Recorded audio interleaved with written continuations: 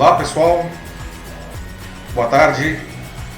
Agora começando a quarta edição do Jornal da Live, uma nova maneira de fazer jornalismo em que você pode comentar em tempo real conosco as notícias do momento. Eu sou Paulo Silvestre, consultor de mídia, cultura e transformação digital, e hoje, 24 de janeiro de 2020, exatamente 17h45, estamos começando a quarta edição do Jornal da Live. Como sempre comigo aqui está o Matheus Súniga Silvestre, que vai me ajudar com a moderação dos comentários e também ajudando nos comentários, certo? Bem pessoal, para quem não conhece ainda o Jornal da Live, isso aqui é um jornal ao vivo, está acontecendo ao vivo nesse momento no LinkedIn, você pode participar debatendo em tempo real com a gente as notícias. É só você deixar um comentário aqui nos comentários desse post da live e a gente vai lendo o que vocês estiverem colocando pra gente e assim o debate ele vai evoluindo, certo? Depois que a transmissão termina, o vídeo ele continua gravado aqui no LinkedIn e também em outras plataformas como YouTube, Facebook e também podcast no Spotify, no Deezer e no SoundCloud. Muito bem. Pessoal, essas são as notícias desta quarta edição do Jornal da Live. Brasil piora no ranking mundial de corrupção nesse ano. Cuidado, tem novo golpe no WhatsApp e tem muita gente caindo nesse golpe. Mulheres são 21,7% dos novos CEOs de empresas americanas. Como será que a gente está no Brasil? O TikTok supera o Instagram em downloads em 2019 e já é o segundo aplicativo mais baixado do mundo. E o Big Brother Brasil começou nessa semana, chegou à 20ª edição desse programa. Qual será o segredo da longevidade do Big Brother Brasil? Então, esses são os assuntos que nós vamos começar nesse momento, quarta edição do Jornal da Live. Bom, a primeira notícia de hoje é a questão do ranking de corrupção, em que o Brasil caiu um nível. O que vocês acham? Né? Qual é a percepção de vocês com relação à corrupção no Brasil? Ela está melhorando? Melhor dizer, melhorar a corrupção quer dizer que ela está diminuindo? Ela está igual ou ela está piorando? Né? O índice que foi divulgado nessa quinta é um índice que é organizado pela Transparência Internacional desde 2012, né? E o Brasil ele marcou 35 pontos, ficou na 106ª posição de 180 países avaliados. O Brasil caiu um ponto no ranking do ano passado para cá, ou seja, na percepção do público, do próprio brasileiro, do empresariado, o Brasil ficou mais corrupto no ano passado. A gente está junto com países, assim, nesse mesmo nível que nós estamos agora, países como Albânia, Mongólia, Costa do Marfim, Macedônia, Argélia e Egito. Tá? O índice de percepção da corrupção, o IPC, ele piorou no Brasil, segundo o relatório, por motivos como a interferência política do presidente Jair Bolsonaro em órgãos de controle, mas também devido a algumas ações do Supremo Tribunal Federal, como quando o ministro Dias Toffoli, em julho do ano passado, ele determinou a paralisação de investigações que usassem dados do COAF sem que existisse uma autorização prévia da Justiça. O inquérito das fake news do STF também foi apontado pela Transparência Internacional como um dos motivos para a piora do Brasil no ranking de corrupção. Tá? O índice médio no mundo é de 43 pontos, lembrando que o Brasil tem 35 pontos. Os melhores países, os mais bem classificados são a Dinamarca, que marcou 87 pontos, ou seja, são os países menos corruptos, né? Quanto mais próximo de 100, menor a corrupção. Então, o país menos corrupto do mundo, segundo o índice, é a Dinamarca, com 87 pontos, a Nova Zelândia também com 87, Finlândia com 86, Singapura com 85 e a Suécia com 85 também. Os piores países são a nossa vizinha Venezuela com míseros 16 pontos, o Iêmen com 15 pontos, a Síria, que está em guerra civil, né, com 13 pontos, o Sudão do Sul com 13 pontos e a Somália com inacreditáveis 9 pontos. Não? Bem, pessoal, aí eu pergunto a vocês, não, por que o Brasil continua tão mal na corrupção, né? O que faz o Brasil ter essa posição de corrupção? O que a gente precisaria mudar para isso daí? Matheus, temos alguma coisa já aí? Temos sim, aqui, de acordo com o Rodney Luiz, ele diz o seguinte, que a proposta e o tópico atual do governo, né, do chefe do executivo, mais conhecido como Bolsonaro, é justamente mitigar a corrupção, tendo como projeto em tramitação. Tendo como projeto isso. Ou seja, não sei se eu entendi, o Rodney está dizendo que o atual governo... ele quer acabar com a corrupção. Exatamente, tem um projeto em tramitação, sim. Sim, de fato tem, né? Aliás, o Bolsonaro ele se elegeu, uma das bandeiras dele era justamente diminuir a corrupção, não? O povo votou nele esperando por isso, não? Mas, enfim, passado um ano do governo, 25% do mandato do presidente Jair Bolsonaro, infelizmente o que aconteceu é que a gente caiu um ponto no ranking, né? Espero sinceramente que esse projeto ele consiga se materializar logo, não ser aprovado e promulgado para que alguma coisa possa se reverter nesse sentido, porque no momento a coisa continua feia, não? E isso o interessante desse índice é que ele mede a percepção do próprio povo do país, não? Aliás, diga-se de passagem, né, faz 5 anos que o Brasil ele cai no ranking do índice de percepção de corrupção. Ele vem caindo há 5 anos. Não? E o ano passado, infelizmente, não foi possível reverter esse quadro. A gente caiu mais uma posição. Mais alguma coisa aí, Matheus? Sim, a gente tem também aqui a Vera Rodrigues, falando de que a tendência disso é piorar, porque as pessoas veem a corrupção muito mais como uma causa para os problemas, quando na verdade é, na realidade, um sintoma de uma série de outros problemas sociais, econômicos e políticos que vêm desde o início da nossa história. É verdade, né, Vera?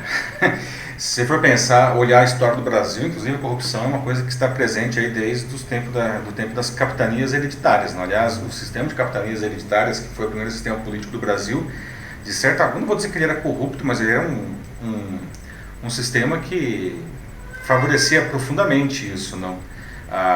E é verdade, você fala uma coisa, né? A corrupção ela não é a causa, não, ela é um sintoma.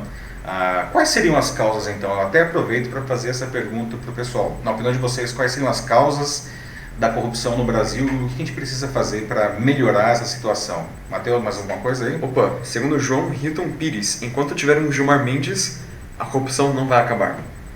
Gilmar Mendes, engavetador-geral da República? Pronto, assim como foi falado, né? Pois é, eu não sei se a gente pode também atribuir ao Gilmar Mendes todos os problemas do país. Definitivamente a gente não pode fazer isso, né? Eu acho que a corrupção e a solução da corrupção passa por todo mundo, né? Como que José, desculpa? Gilmar? José, não isso. Veja o que acontece no estado do Rio de Janeiro, é uma tristeza ver como que o Rio de Janeiro pode chegar numa situação tão deplorável, né? A situação da saúde do Rio de Janeiro, que está na UTI, se me permite aqui o trocadilho infame, não? E todos os últimos governadores do estado presos, todos aí por corrupção, não? Mas a corrupção ela é uma coisa que ela se manifesta a cada momento do nosso dia a dia, não?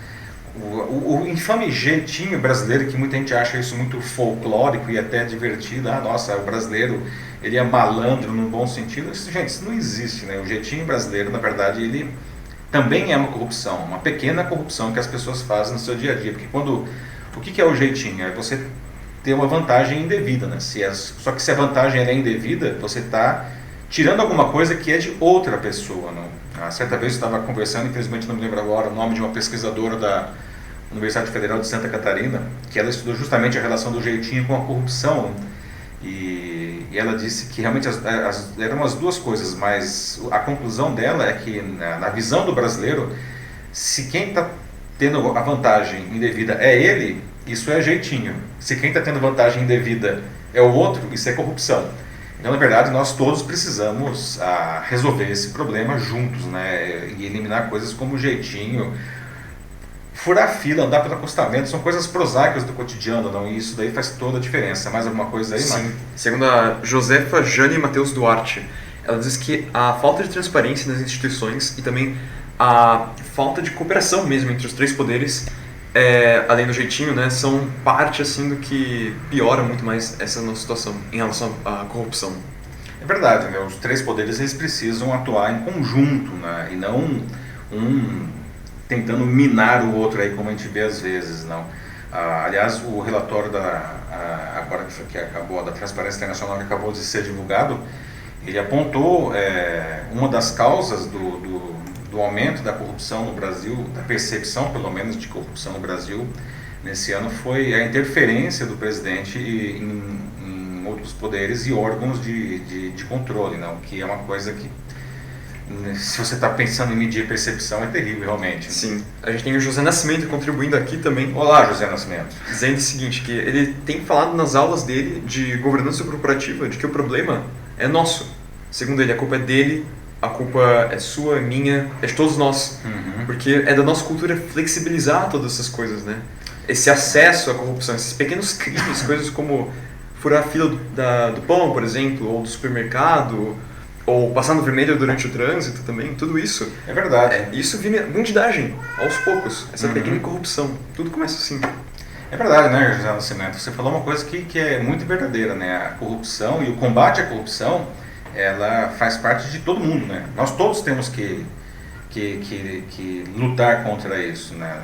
Porque todo mundo, como diz, né, para cada corrupto há pelo menos um corruptor, não? Se o cara está sendo corrompido, alguém o está corrompendo, né? Isso é uma relação bilateral sempre, não? Então todos nós temos que juntos trabalhar aí para melhorar essa situação. Pois é. Mais algum aí, Mike? Sim, o interessante aqui é do Ângelo Brum, que segundo ele, na opinião dele, ele acredita que para entrar na STF não deveria ser através da indicação, mas sim por eleição. Pois é, não, é uma boa... Quem falou mesmo? Foi o Ângelo Brum. Ângelo, isso é um ponto interessante que você traz, não? Realmente, os ministros do STF, que aliás é um cargo vitalício, não? O sujeito fica lá até ele se aposentar, são cargos de indicação. O que é uma coisa curiosa, porque uma das funções do judiciário é verificar os outros poderes, mas os ministros são indicados pelo executivo, no caso do STF, são indicados pelo presidente da República, não? Que não deixa de ser uma peculiaridade, digamos assim, de como as coisas se organizam no Brasil, né? Mas talvez os ministros, considerando o poder que eles têm, né, devessem ser eleitos, né? Sim. Agora o duro seria encarar esse pessoal em palanque, em debate. Imagine que emocionante que seria um debate aí com candidatos a ministros do STF, né? Mais uma última, hein, Mate, nesse aspecto? Sim. A gente tem a Delma Silva aqui falando de que enquanto houver 2 presos e 2 medidas... 2 pesos e 2 medidas, né? Isso, 2 pesos, perdão. O combate à corrupção é apenas uma utopia. Jargão que agrada e nada resolve. E o pior, piora. Assim, realmente, assim, é muito difícil mesmo, é complicado, mas eu acho que a gente não pode perder a esperança. Não mesmo. Não podemos perder a esperança, só que assim, não adianta nada ter uma vã esperança e ficar sentado e esperar que a coisa vai ser resolvida. Claro, não basta ficar de braços magicamente por outra pessoa. Não, é uma coisa que infelizmente nós temos aqui no Brasil muito, não, é achar que a solução do problema cabe aos outros, não. E como o José Nascimento acabou de dizer agora há pouco, né, a solução dos problemas, desse problema particularmente, cabe a todo mundo, né, todo mundo está junto nisso daí. A gente não pode simplesmente achar que a gente vai ficar reclamando e discutindo, debatendo e o problema vai se resolver por conta, né? Não vai, né? Não vai mesmo, né? Vamos passar para a próxima pauta, então? Opa, vamos lá. Pessoal, temos um novo golpe do WhatsApp que está vitimando muita gente aí, não? Alguém aqui, só uma pergunta já para começar o nosso debate, alguém usa a confirmação em 2 passos do WhatsApp para segurança? Não? Alguém faz isso? Porque como que funciona o golpe, não? Esse novo golpe do WhatsApp? A bandidagem, opa, só um momentinho, só aqui. A bandidagem, ela entra em contato com você, ela busca informações suas na internet para entrar em contato com você, para que pareça ser crível, ou seja, que seja uma pessoa legítima falando com você sobre alguma coisa do seu interesse, e aí ele pede que você passe um código, que é um código gerado pelo WhatsApp, para que ele possa dar alguma vantagem para você, como por exemplo, digamos que você esteja anunciando um produto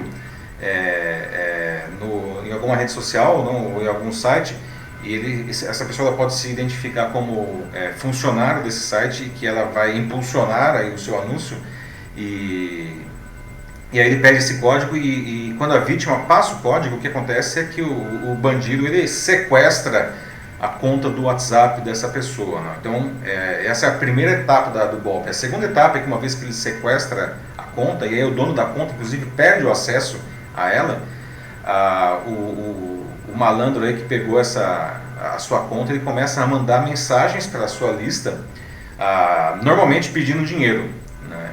E muita gente cai, né? Então tem dois tipos de vítima nesse caso: o dono da conta sequestrada e os amigos do dono da conta, que acabam acreditando que ele que está mandando essa mensagem e fazendo transferências bancárias, por exemplo, né?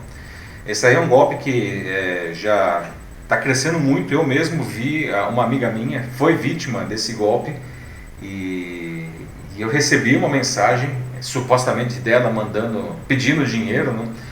Só que eu achei muito estranho, porque era uma linguagem muito diferente dela. Ela é uma mulher mais refinada, e a mensagem era alguma coisa do tipo: poxa vida, estou precisando de uma grana aí, será que você pode me ajudar? Eu falei, nossa, que estranho, acho que não é ela isso daí, não. E de fato não era, não. Ela tinha tido a conta dela do WhatsApp sequestrada, não. Então, o que a gente pode fazer para evitar isso daí, não? O que vocês sugerem? Alguém usa, por exemplo, a confirmação em 2 passos do WhatsApp? É uma sugestão bastante interessante para isso.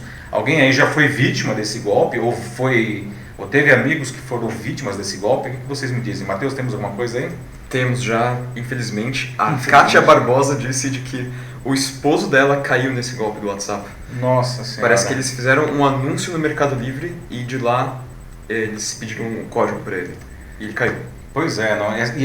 Esse aliás é o padrão, né? Usar um anúncio assim, porque a pessoa acredita realmente, não, eles são bastante eficientes, né, nesse sentido de enganar, e aí sequestram a conta, não.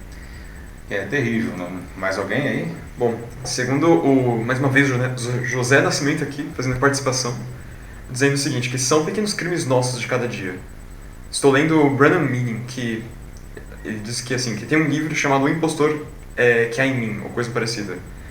Ou seja, mais uma vez, pegando um pouco essa ideia da corrupção, e aplicando ela no contexto do WhatsApp. Também faz parte. Assim, tudo conectado. Pois é. Aí não chega a ser tanto uma corrupção, mas certamente é uma malandragem e um crime, com certeza. Sim, né? Porque o sujeito está roubando, é um caso de roubo de identidade, antes de mais nada, né? Acho que o primeiro crime que está sendo violado é um roubo de identidade e estelionato, para dizer o mínimo. Né? Agora a gente tem o Ângelo Brum dizendo de que ele faz esse método do 2 passos, porque infelizmente cada vez mais esses bandidos estão achando uma forma de burlar o sistema de segurança da internet. Então é algo necessário. Pois é, né? Quem nunca recebeu uma mensagem dessa e caiu, ou pelo menos quase caiu, não? Porque é curioso, quando nós estamos nas redes sociais ou nos messengers, não, parece que a gente diminui um pouco, talvez, algumas defesas naturais que a gente tem, a gente fica mais vulnerável a esse tipo de coisa, não? A confirmação em 2 passos, pelo menos, é uma garantia extra que a gente tem de que não vai ter a nossa conta roubada, não? Isso daí, como disse o José Nascimento, são pequenos crimes do cotidiano, não? A gente precisa ficar muito atento a isso daí. Mais algum aí, Márcio? Assim, a gente também tem algumas pessoas falando de que é ingenuidade você passar o código assim abertamente para qualquer pessoa que peça, mas eu não sei, né? Esses bandidos estão ficando cada vez mais convincentes. É difícil dizer que é só não passar, sabe? Às vezes é complicado mesmo. É verdade, porque não deixa de ser uma ingenuidade, mas eles estão cada vez mais convincentes, não? Eles são muito eficientes na linguagem, não? E aí, mas assim, uma coisa que eu posso dizer é o seguinte, como diz o ditado, quando a esmola é grande, até o santo duvida, né? Sim. Então, assim, gente, igual antigamente eu quero dizer, até, 5 anos atrás, que vinham aquelas mensagens de e-mail dizendo, nossa, Eu sou representante legal de o fulano de tal no O exterior. famoso príncipe da Nigéria. O príncipe da Nigéria, exatamente. O príncipe da Nigéria é um clássico, não? E o cara ele quer passar $1 milhão para você e precisa de algumas informações bancárias. Sinceramente, né? Qual é a chance de um príncipe nigeriano querer entrar em contato com você para te passar $1 milhão, né? Eu acho que é mais fácil ganhar na Mega Sena da virada, porque essa história é verdade, né? Sim. Mais algum aí, Nath? A Adriana Rosa trabalha com telemarketing e diz que um cliente dela também caiu nesse golpe. Ele apareceu do nada uma hora pedindo dinheiro para ela. Semelhante com a história que você contou também pra gente. Muito esquisito. Cliente, hein? Cuidado com esses clientes, hein, Adriano? Pois é, não, é estranho, não? Porque eu confesso que a única coisa que me chamou a atenção no caso da mensagem que eu recebi da minha amiga era a linguagem, não? Porque era uma linguagem que era muito diferente da que ela está acostumada a usar, mas e se não fosse, não? E se aquela fosse a linguagem que ela estivesse acostumada a usar? Será que eu ia acreditar? Eu ia achar estranho, porque dinheiro a gente não empresta pra ninguém, né? Uma ideia legal aqui para solução é algo que o José Nascimento fala, de que ele fala assim, de que sempre que, assim, se for um amigo, por exemplo, e ele liga perguntando para ele assim, tipo, se realmente mandou mensagem, e especialmente um link, e aí ele não abre assim se ele achar algo estranho. Acho que é uma boa ideia, assim. É uma boa ideia, né? Assim, gente, clicar em link, jamais, nunca, never, tá? Nem que seja sua mãe mandando isso daí. Nunca clique em links, tá? O que o José Nascimento está sugerindo, que é uma ideia muito boa, é fazer uma confirmação em 2 passos na vida real, não? A gente tem que ter confirmação em 2 passos no WhatsApp e em outros programas que ofereçam isso daí, mas também a gente precisa ter isso daí na vida real, né? A gente pode ver o que está acontecendo e ligar para a pessoa, não? Sim. A gente tem aqui o Ângelo Brum de novo falando que depois daquele repórter ter invadido o celular do pessoal que fez parte da equipe da Lava Jato, fica a dúvida mesmo se realmente existe, vale a pena fazer os 2 passos do WhatsApp, se, sabe, tem uma segurança e tal. Pois é. Eu acho que vale, tá? Eu acabei de notar que a gente teve uma pequena trava aqui na imagem, tá? Mas acho que voltamos agora, não? Aliás, ele falou o repórter, será que por acaso ele estaria se referindo ao Greenwald? Pode repetir novamente a questão da... Sim, ele falou de um repórter que invadiu os celulares das pessoas que estavam participando da Operação Lava Jato. Possivelmente esteja se referindo ao Glenn Greenwald, que aliás é uma questão que também ocupou os noticiários essa semana, não? O Glenn ele foi aí denunciado aí agora pelo Procurador-Geral da República, não? E bem, não dá para dizer que o que ele fez, não foi ele que invadiu os celulares, né? Não foi ele nem que encomendou, na verdade, né? O que ele fez foi repassar material que ele recebeu, e é um material de interesse jornalístico, né?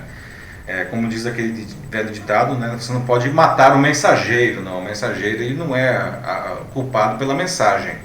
A própria Polícia Federal, na investigação que ela já fez sobre esse caso, ela apontou que o Glenn Greenwald ele, não fez a invasão e nem solicitou essa invasão. Ele recebeu aquele material e divulgou, né? Mas isso daí é um tremendo de um vespeiro, não? Mas é um assunto polêmico e que merece ser discutido, talvez não hoje, porque a gente não tem o tempo no nosso fórum aqui, mas é uma discussão realmente muito importante, porque a imprensa ela está na mira do tiro aí, não? Agora quando a imprensa, na verdade sempre foi assim, mas eu acho que está mais grave agora a situação quando a imprensa ela noticia alguma coisa que desagrada o grupo que está no poder, ela é desqualificada de todas as maneiras possíveis, inclusive de maneiras judiciais, né? Que é uma coisa realmente muito complicada. Falando nisso, será que tem como explicar aqui rapidinho como que faz os 2 passos do WhatsApp? Que é bem simples, né? É uma ótima. O pessoal pedindo muito bem. Na verdade, isso daí é uma configuração. Você abre o aplicativo do WhatsApp no seu celular, não? E na parte de configurações dele, você tem lá a opção para ativar a confirmação em 2 passos, não? E aí você, toda vez que você for usar o WhatsApp, você tem que colocar um PIN, um número, não? E se você inclusive esquecer desse PIN, você pode dizer que esqueceu, e aí o seu e-mail vai receber o número. Então é uma coisa simples, na verdade, mas que acaba sendo bastante eficiente. Bom, antes da gente seguir em frente, eu acho interessante uma coisa que a Kátia falou, porque ela disse que o interessante era de que o golpista conversava com ela como se fosse o esposo dela, tentando convencer ela de que era o Paulo, o esposo, só que ela estava do lado do cara ainda por cima. Então, esse caso assim, né? Sensacional, não é? Convencer que é o esposo já é de lascar, não? Convencer que é o esposo com o esposo do lado é ainda mais difícil, mas não deixa de ser até curioso, uma anedota isso daí, né? Convencer a pessoa que é o esposo, aí, isso sim, se o cara convencesse, seria incrível, né? Seria realmente o cúmulo da lábia aí, né? Sim. A gente tem aqui o Rodney Luiz, mais uma vez, dizendo de que esse comércio assim, digital, né, realmente é muito perigoso, assim, você precisa tomar um cuidado extra com isso, principalmente na compra e na venda de produtos. Então, cabe aí maior cuidado e buscar informações adicionais, assim, acho que realmente concordo com ele, não custa nada você até, talvez, tentar entrar em contato com o vendedor e perguntar algumas coisas. Sim, acho que a gente tem que ter um pouco de bom senso, né? Como você está falando, quando a gente está nas redes sociais, a gente acha que tudo é lindo, tudo é fácil, as pessoas são boas, a gente não é assim, né? Aliás, terreno fértil aí para todo tipo de malandragem, não? Desconfiem, tá? O senso crítico aí é sempre ligado. Desconfiem se vier alguma coisa com uma oferta muito boa. Não quer dizer que não existam ofertas boas no mundo, tá? Mas quando a oferta é muito boa, é mais fácil que ela seja uma furada, né? Passamos para o próximo assunto? Vamos lá. Muito bem, gente. Agora temos falando de mulheres em cargos de liderança de empresas, não? Por que elas são tão poucas, não? No mundo e no Brasil particularmente, não? Em números absolutos, a quantidade de mulheres nomeadas, segundo um estudo da consultoria Challenger, Gray Christmas, no ano passado foi um recorde, né, das mulheres nomeadas como CEO. 21,7% dos presidentes de empresas que deixaram os cargos por diferentes motivos foram, segundo o estudo, 1.422 presidentes, CEOs de empresas nos Estados Unidos, eles deixaram os cargos no ano passado. 21,7% deles foram substituídos por mulheres, não? O que dá 308 homens sendo substituídos por mulheres no topo da hierarquia de empresas, que foi um recorde nos Estados Unidos, né? No sentido contrário, ou seja, CEOs mulheres que foram substituídas por homens foram 131. Então, nós temos aí um saldo aí de mais ou menos 175 mulheres a mais em substituições de CEOs, né? Vale lembrar também que o relatório ele destacou que vários desses CEOs que perderam o cargo, não, eles foram afastados das suas posições por condutas inapropriadas. Entre essas condutas, assédio, um assédio moral e assédio sexual também, e abuso de poder. Então é uma coisa interessante ver esse movimento. Aliás, né, Matheus, a gente está com um filme agora aí no cinema, não, que estreou na semana retrasada, Escândalo, né? Sim. Que é um caso real, né, da Fox. O chefe da Fox. Né? O chefe da Fox, que foi denunciado por repórteres, não, que ele fazia assédio sexual e assédio moral, não. Mas voltando ao nosso assunto aqui, né, então esse recorde de mulheres ocupando posições de CEO é uma coisa muito interessante, não. Mas eu queria perguntar para vocês, por que assim, de longe, né, principalmente nos altos escalões das empresas, ainda é um ambiente dominado por homens, não, muitos homens ocupando. Né? Por que isso ainda é assim? Né? O que nós precisaríamos fazer para equilibrar um pouco essa balança? Não? E também, como que está a situação no Brasil, na opinião de vocês? E aí, Marcos, temos alguma coisa já aí? Por enquanto, só o Rubens Everaldo dizendo que na casa dele quem manda são as mulheres, né? Então, é isso aí. Progressivo. Mas eu acho que assim, né, o Rubens, isso daí você não está sozinho, né? Eu diria que, aliás, isso sem piadas à parte, tá? Isso é uma verdade identificada pelo IBGE, o Instituto Brasileiro de Geografia e Estatística. Nós temos muitos lares, aliás, acho que nós temos já mais lares chefiados por mulheres do que homens no Brasil. Então, dentro de casa, realmente, Rubens, as mulheres estão mandando, tá? Elas são aí o chefe da casa, o chefe do domicílio em muitas situações. Então, o que a gente precisa fazer agora é ter isso mais representado nas empresas, não? Pois é. Agora a gente tem aqui o Davi Pereira de Souza, que ele diz que ele acha que as mulheres já ganharam até que bastante espaço, principalmente nesses últimos anos para cá, mas infelizmente os conglomerados eles ainda precisam entender de que a competência ela não é dependente do seu gênero. Exatamente. A competência é uma coisa que não depende de gênero, e uma coisa que eu acho que é bem interessante, é Davi, né? Foi o Davi. Sim. Davi, né? Uma coisa que é bem interessante, né, Davi? Eu acho que as competências de homens e mulheres, aliás, eu acho não, isso é um fato, né? São diferentes. Né? Homens e mulheres são diferentes. E isso não tem nenhum aspecto de machismo ou feminismo nessa frase. Somos seres diferentes. O que é ótimo, porque nós temos habilidades diferentes que se complementam. É muito ruim você observar, por exemplo, uma gestão de uma empresa, por exemplo, ou de sei lá, um governo, ou seja lá o que for, em que puxa só para um dos lados, porque, por exemplo, no caso das gestões de homens, como que elas se caracterizam?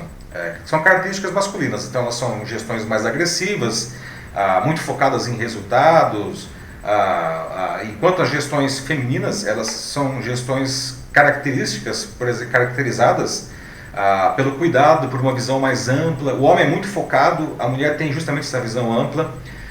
Então o ideal seria justamente ter a mescla, porque tanto uma habilidade quanto a outra habilidade são extremamente bem-vindas e necessárias. O que nós precisamos é ter o equilíbrio, né? A combinação disso daí, né? E que é uma coisa que infelizmente historicamente nós não temos, estamos começando a ver um pouco mais agora, mas ainda é tímido o negócio, né? Exatamente, o caminho é longo até lá, mas a equidade é uma boa sugestão, como diz aqui a Vera Rodrigues. Pois é. Algo que a gente tem que buscar sempre, sim. Temos que buscar, não? E isso é uma coisa que também todos têm que estar juntos. Isso não é uma luta só das mulheres, os homens precisam participar disso daí também. E não é só para ficar bonito na foto, tá? E o que nós queremos aqui, no caso de empresas, né? Isso é negócio, gente, tá? Ou seja, você ter a equidade de gêneros, isso daí é bom para os negócios, isso gera receita, isso gera bônus, além dos evidentes benefícios sociais que isso daí traz, isso daí é bom para a empresa, porque ela realmente vai ganhar mais, porque ela inclusive vai atender melhor o seu público, e é bom para a sociedade como um todo. Então é uma coisa que precisa ser procurada por todo mundo mesmo. Sim, aqui a gente tem o José Nascimento mais uma vez, dizendo que as mulheres em cargos de liderança reduzem até mesmo a corrupção. O critério ético delas é muito mais intenso do que dos homens. Ainda pela questão de maternidade, elas conseguem ter uma visão muito mais diferente. Sem falar que elas são multitarefas. E aí ele termina aqui falando de que sim, elas são de resultado também. Sim, claro, isso daí é resultado, gente, não tenha dúvida, tá? Nós precisamos buscar isso daí, né? O José Nascimento está correto também, inclusive quando ele diz que as mulheres elas têm uma visão ética mais refinada e mais apurada, elas são mais exigentes com isso daí, e de novo, no final todo mundo acaba ganhando com isso daí. Exato, o certo é como o Davi Pereira está aqui mais uma vez falando, juntar esses dois lados, né? Essas diferentes competências dos dois gêneros, e com isso a gente consegue algo muito melhor. Exato, né? Ninguém está propondo a eliminação de um lado, sabe, ou perda de privilégios, ou perda de sei lá o que, nada disso, né? A ideia é exatamente o contrário, né? A ideia é ter todo mundo junto, é isso que a gente precisa no final das contas, né? Exatamente. Passamos para o nosso próximo assunto aqui? Vamos lá. Pessoal, aqui, quem usa o TikTok aqui? Quem usa de vocês aí? Tem gente que já gravou seus vídeos com o TikTok, né? Na verdade, vocês sabem o que é o TikTok, né? Talvez muita gente nem saiba o que é o TikTok, porque, de uma maneira geral, quem deve estar assistindo isso daqui não é muito público-alvo desse programa chinês, não, da ByteDance, não. Mas acredite se quiser, apesar que muita gente que talvez nunca nem tenha ouvido falar do TikTok, o TikTok em 2019 ele já se tornou o segundo aplicativo mais baixado do mundo. Perde só para o WhatsApp, justamente, né? Ele passou o Facebook Messenger, passou o Instagram, passou o Facebook, né?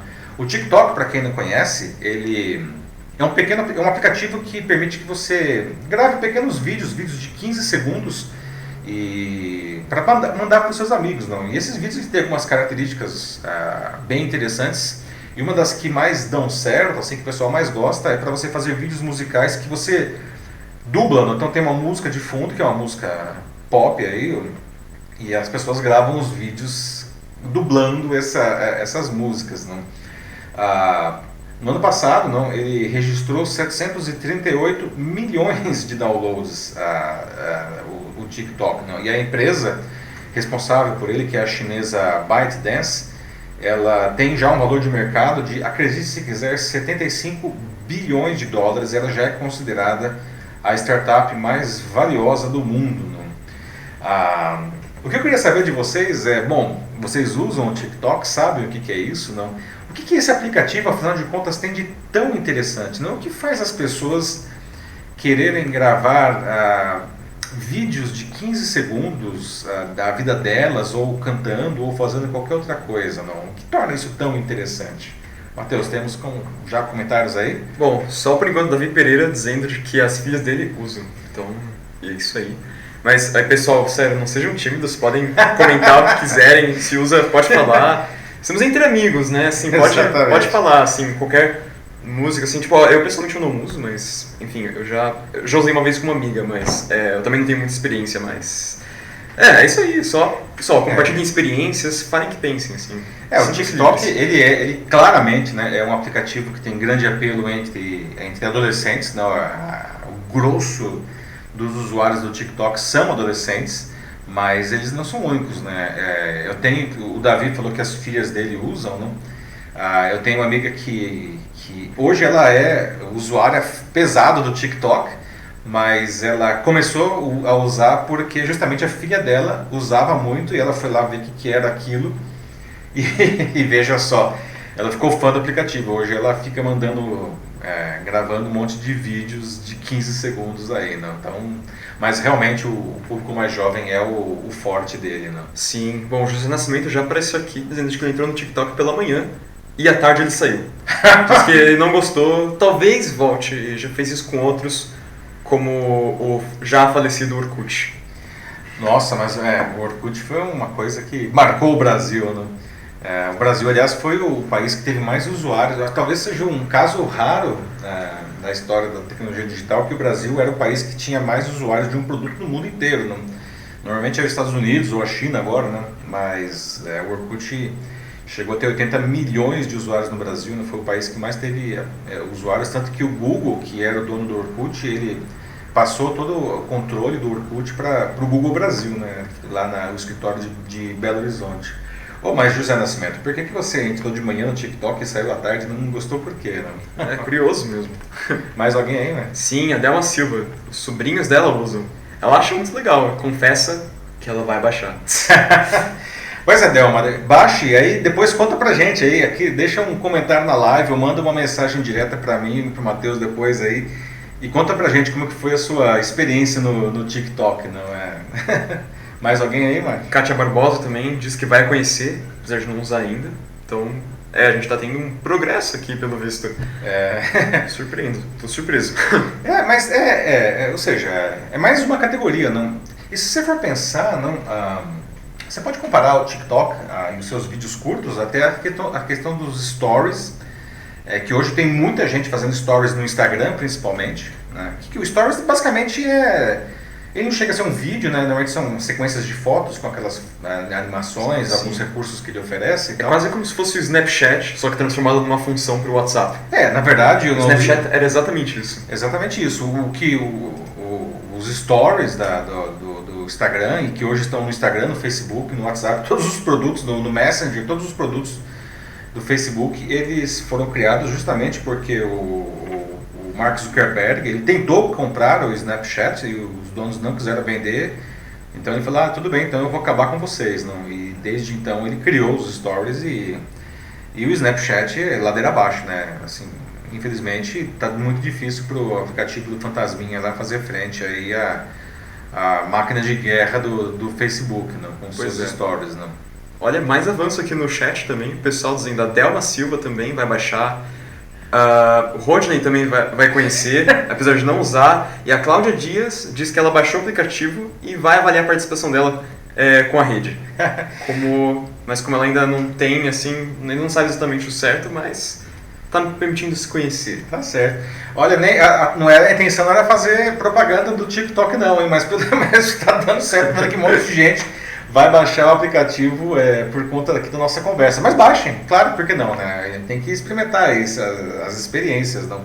Depois comentem aí, digam o que vocês acharam do produto, não? Mas e você, pai? Você dança no TikTok? O José Nascimento quer saber. Ô, Nascimento, aí você me quebra as pernas, né? Não, eu também não sou um usuário de TikTok, mas quando estava fazendo a pauta aqui da edição, né, eu fiquei curioso também. Eu acho que eu vou baixar aí para, afinal de contas, a gente precisa entender o que está acontecendo. Se eu vou gostar ou não sei, né? Vai que de repente aí algum dia vocês começam a me ver em vídeos de 15 segundos aí, dublando o Fred Mercury, sei lá, alguma coisa que eu falha. Mas não sei, vou ver. Vou baixar depois, eu conto para vocês também, né? Bom, vamos pro próximo assunto? Pessoal, Big Brother Brasil, não? Começou o Big Brother Brasil, 20ª edição do programa, não? Esse Big Brother, não? Ele está trazendo algumas inovações, mas na verdade eu já queria deixar uma pergunta aqui para vocês, não? Bom, primeiro eu queria saber se vocês assistem o programa, né? E o que vocês acham do Big Brother, não? Essa versão do Big Brother, como vocês estão vendo aqui na tela, ela traz uma coisa que realmente é uma inovação em relação às anteriores, que os participantes foram divididos em 2 grupos. Um que eles chamaram de pipoca, que é esse grupo da esquerda, que tem pessoas, digamos assim, comuns, né? E o lado direito, que é o lado do camarote, que são todos eles pessoas famosas, são atores, são influencers, né? Tem até a Boca Rosa aí, não? Então é um pessoal que já é famoso, não? Sim, o pessoal do camarote, inclusive, muitos têm passagens na Globo. Na Globo, atores, exatamente, né? Ou até mesmo os meros como convidados, assim, programas de auditório também. Exatamente, né? O Pyong aí, né, que é o mágico e ilusionista, não? Ele passou pela Globo já várias vezes, não? Isso é uma inovação interessante, mas até estava conversando com o Matheus aqui sobre isso daí, não? Porque agora você tem 2 grupos de usuários com características muito diferentes, não? No Big Brother. E um deles é um pessoal que já é famoso, não? São influenciadores digitais com milhões de seguidores, não? E o que eu estava conversando com o Matheus poxa vida, como é que vai ficar na hora de ter lá o famoso paredão que o pessoal tem que votar e digamos que vá uma pessoa, que eu sinceramente não sei como vão ser as regras, acabou de começar e confesso que não sei como que vai ser isso, mas digamos que vá uma pessoa do tal do camarote e uma pessoa do pipoca para lá, será que não vai ter um desequilíbrio natural aí? Será que o pessoal do camarote, como o Matheus disse, vai esfregar o chão com o pessoal da pipoca, né? Porque afinal de contas são pessoas que já têm fãs, né? Como que vai ficar essa história, né? Agora, uma coisa que vale dizer, já há muitos anos, tá? Um dos critérios, que pouca gente sabe disso, não, mas um dos critérios para as pessoas serem selecionadas para participar da casa lá do Big Brother é que essas pessoas, antes de entrar na casa, elas já tenham uma certa capacidade de gerar movimentação na rede. Talvez eles não fossem exatamente influenciadores digitais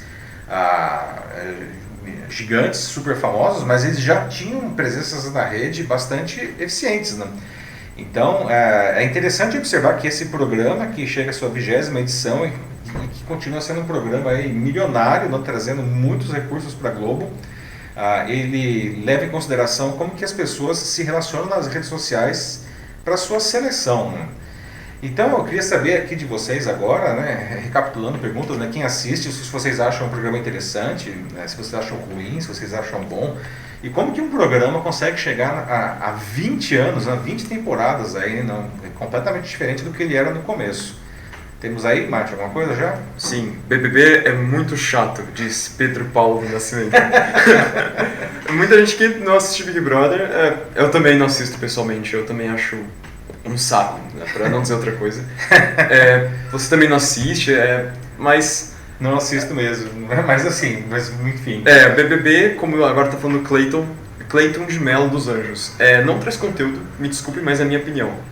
E não tem que se desculpar, Cleiton. Aqui a ideia é que todo mundo dê a sua opinião. A gente quer ouvir, inclusive, porque. E se alguém achar que o programa é bom, por favor, diga, tá? Não tem resposta certa ou errada e nenhum juízo de valor. Quem acha bom, quem acha ruim, acha ruim. Acho que a ideia é justamente a gente fomentar o debate. Eu acho que, na minha opinião, assim, eu acho que lá atrás, quando teve a primeira edição, eu acho que a proposta era interessante, né? Assim, como uma espécie de experimento social.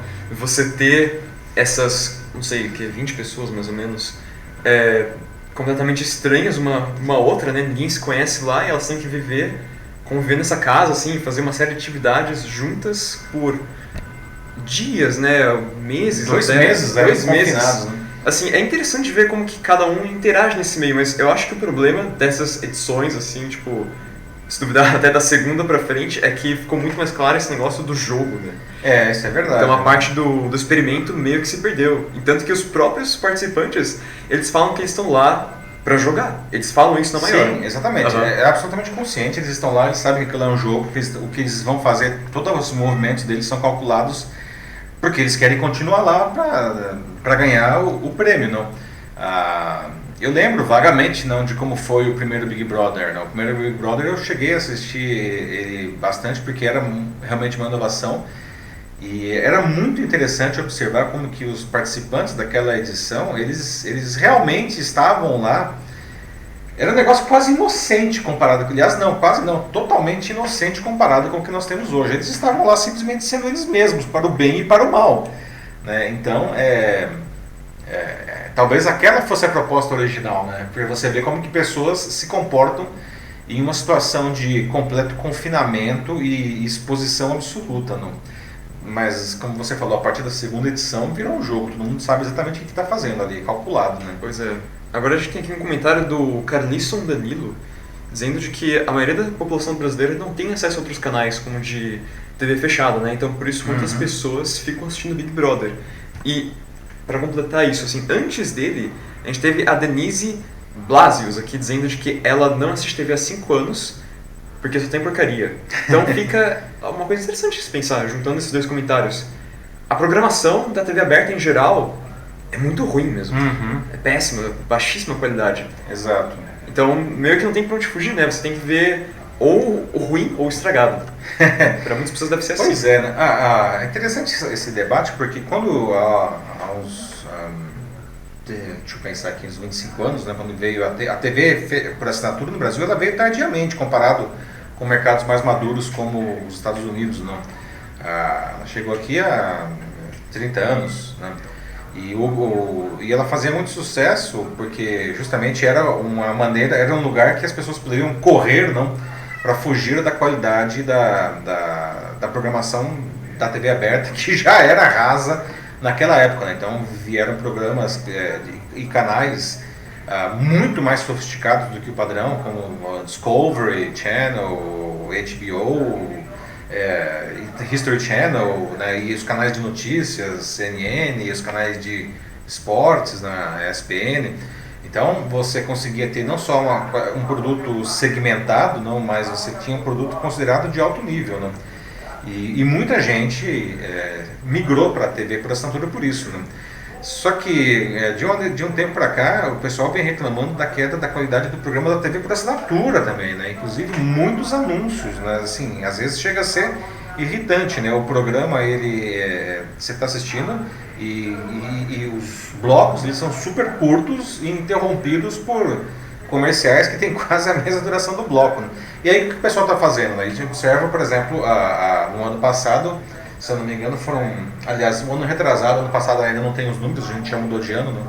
O ano retrasado nós tivemos cerca de 800 mil domicílios brasileiros abandonando a TV por assinatura. Não são 800 mil pessoas, 800 mil domicílios. Se você considerar uma média bem conservadora de 3 pessoas por domicílio, você tem quase 2 milhões e meio de pessoas que deixaram de assistir a TV por assinatura e provavelmente já não assistiam a TV aberta, como a Denise, eu acho que disse, né? 5 anos não assiste TV. Exatamente, né? E onde que essas pessoas não estão consumindo audiovisual? Claro que elas estão consumindo audiovisual, elas estão consumindo o streaming, né?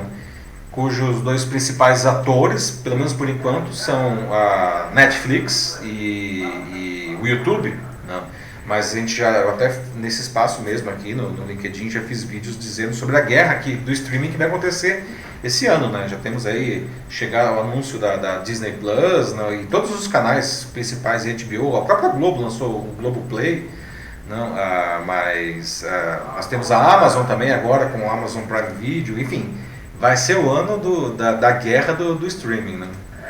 O Rodney Luiz, aqui de novo falando que ele já acompanhou as edições anteriores e ele vê isso como uma oportunidade de aprimorar o seu marketing pessoal, né? Sim. Assim, porque por causa de toda a exposição que as pessoas lá naquela casa ganham. Sem contar a vitória em dinheiro, né? Assim, sim. O prêmio certamente é muito suculento e tem, além do prêmio, não, tem uma série de, como posso dizer, de presentes que eles vão ganhando ao longo do concurso lá. Mas a exposição, eu acho que o grande prêmio, eu acho que realmente é a exposição. Muitas vezes BBBs viraram atores da Globo, não? Ou como a Grazi Massafera, por exemplo. A própria Grazi Massafera, não? Que nessa edição agora da novela das 7 aí, não? Que está acabando agora, né? Sim, acho que foi o último capítulo. Hoje ou não lembro agora, mas acho que é hoje. Eu acho que, então, ela foi a protagonista da novela, né? E ela se revelou uma excelente atriz, né? Tá mandando muito bem aí, né? Em seriados e novelas, né? E outros, né? É só um exemplo, né? Sim. Bom, aqui segundo o Joe Hilton, pra ele assim, tipo, enquanto eles ficarem colocando homens malhados, mulheres malhadas, né? Vai chegar até 2050 esse negócio. Pois é, né? E um edredom pra eles entrarem embaixo, né? Opa! Que é o que o pessoal quer, não? E é bem interessante esse ponto que você colocou, porque o pessoal que entra na casa já sabe disso, não? O pessoal sabe que precisa. Sim, não, os participantes. Se quiser continuar dentro da casa, tem que.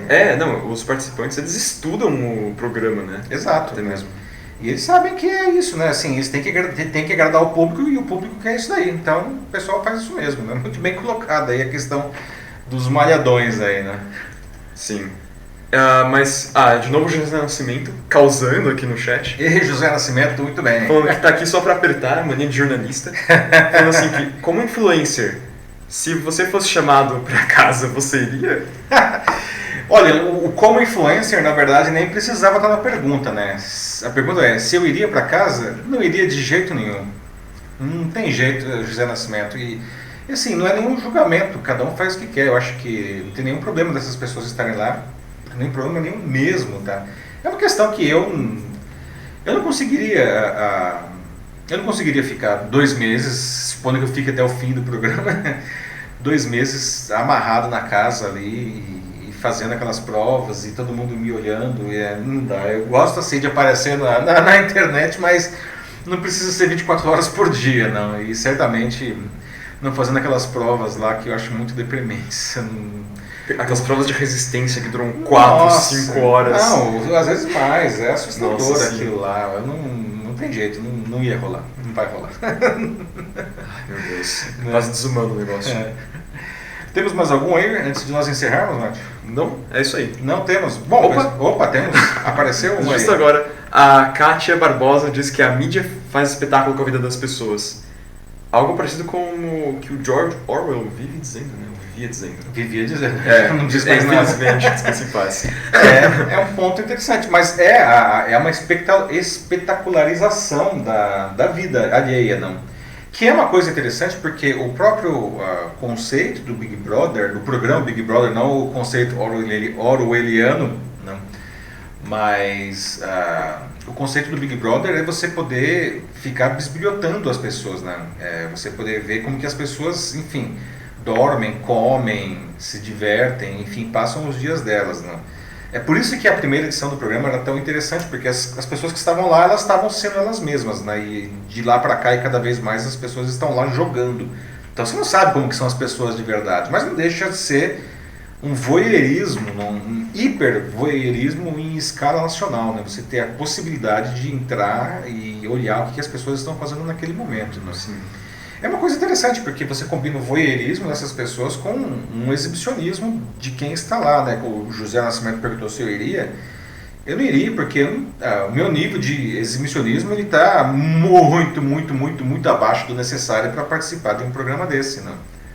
Pão e circo total, como diz o Denis Castro aqui. Pão e circo total. Bom, bonito e barato, como diz a Delma Silva. Não sei se tão bom, nem se tão bonito, mas barato certamente. Certamente, né? Big Barraco Brasil, esse é meu favorito. Big Barraco Brasil, e tem, né? E tem. Nossa. Pois é. Ai, ai. Bom, pessoal, é isso. Então, estamos encerrando mais essa edição do Jornal da Live, a 4ª edição, hoje dia 24 de janeiro de 2020. Gostaria de agradecer a presença de todos aqui que conversaram conosco. Espero que vocês tenham gostado dos assuntos. Lembrando que para a próxima edição vocês já podem sugerir assuntos aqui no próprio post da live, tá? E um dia antes, o próximo programa deve ser na quarta-feira que vem, às 19 horas, voltamos ao horário normal. Na terça-feira de manhã eu publico um post onde vocês já podem também sugerir assuntos para nós discutirmos, tá? Lembrando novamente também que esse vídeo ele fica gravado para ser visto a qualquer momento aqui no próprio LinkedIn, mas também depois ele vai para o Facebook e para o YouTube, e como podcast ele vai para o Spotify, para o Deezer e para o SoundCloud, que são os canais onde o meu podcast está disponível. Meu podcast, O Macaco Elétrico. Entrem lá e assinem. Tá? Queria agradecer de novo a presença do Matheus, tá? Que nos ajuda sempre aí, comentando as notícias e moderando, tá? Os comentários. Obrigado, Matheus. E é isso, pessoal. Obrigado novamente. Tenham um excelente fim de semana e na semana que vem a gente se vê novamente. Um abraço. Tchau, tchau. Falou, tchau, tchau.